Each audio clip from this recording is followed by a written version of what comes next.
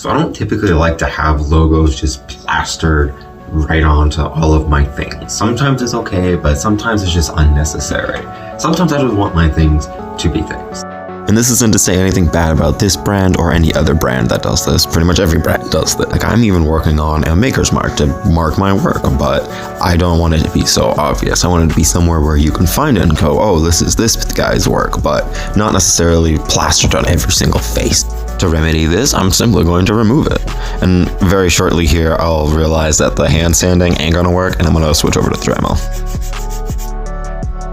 And I guess call me a sucker for simplicity, but yeah, I like when things are nice and clean.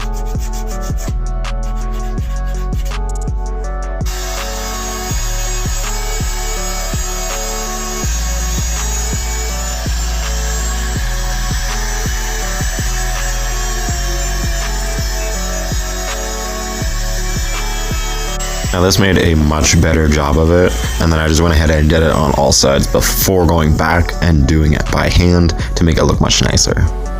Because she looks a little rough.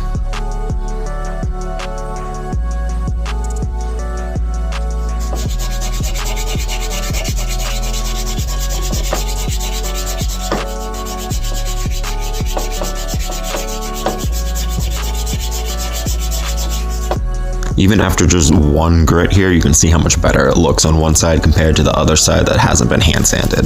Like, that's like, oof.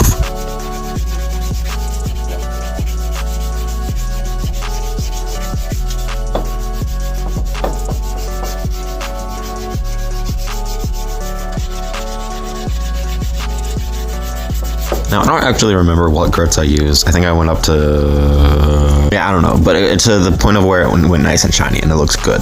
But I went through maybe 4 or 5 different grits.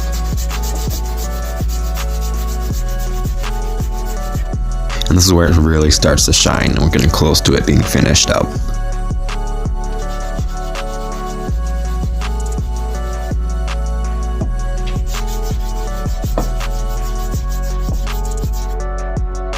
And this is the last grit here. It's got a very nice shine to it. Beautiful. Looks so much better than before. Oh, don't look at that side.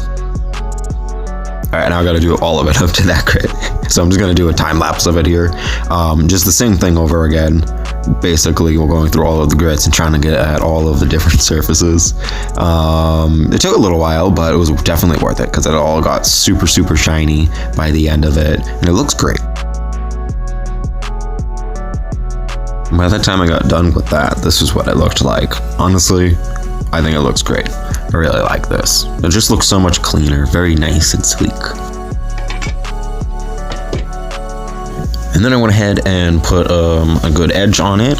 I didn't do anything too serious because I don't need it to be super, super sharp. I'm gonna be using this for general purpose, also like throwing and whatnot, but it doesn't need to be crazy sharp.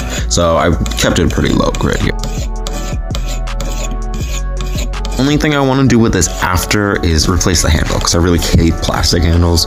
I want to make a nice wooden one, but I'm gonna wait till this one breaks before I do that, because it's a decent handle, you know. Even though it's not my preference, it's a relatively good quality, so I think it's okay to keep for now.